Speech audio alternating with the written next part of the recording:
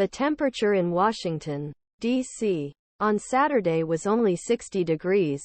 But everyone packed into Freedom Plaza was sweating.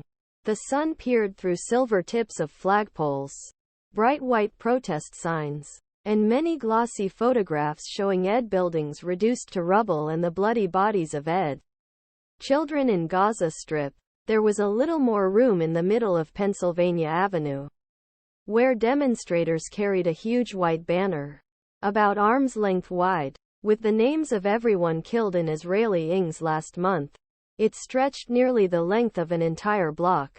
As the sun was at its highest, I watched a child spread her black and white keffiyeh scarf in the shade beneath it, took off her shoes, and knelt to pray. A group of lobby groups, NGOs and political organizations organizing National March on Washington Free Palestine wanted protest to be largest of its kind in United States.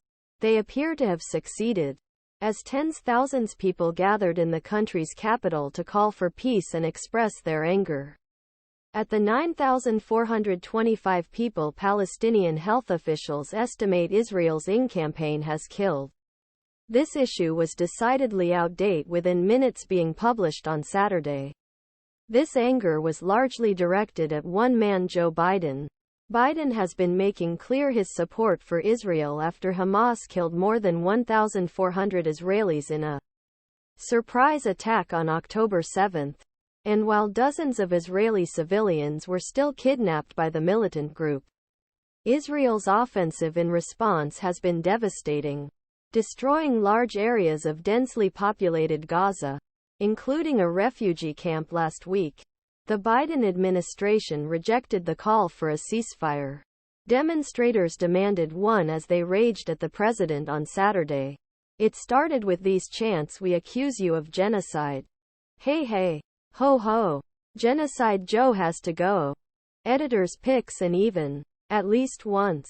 The classic four-syllable refrain familiar to anyone who has been near a Trump rally or right-wing protest in recent years: "Fuck Joe Biden."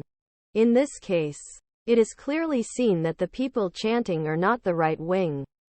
These were, if not Biden's base, at least the voters the Democratic Party often underestimated.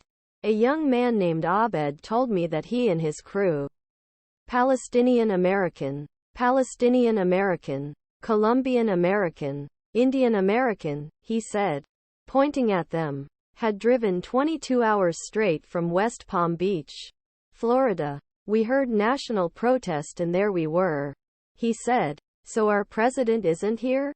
The message is not weak. The president's support among young voters has plummeted, and nearly everyone I spoke to at March was outraged by his refusal to even mention the possibility of a ceasefire in a conflict that is now causing more casualties than any other conflict in world. At the corner of Pennsylvania and 15th, I chatted with a Palestinian woman who asked that I not use her name.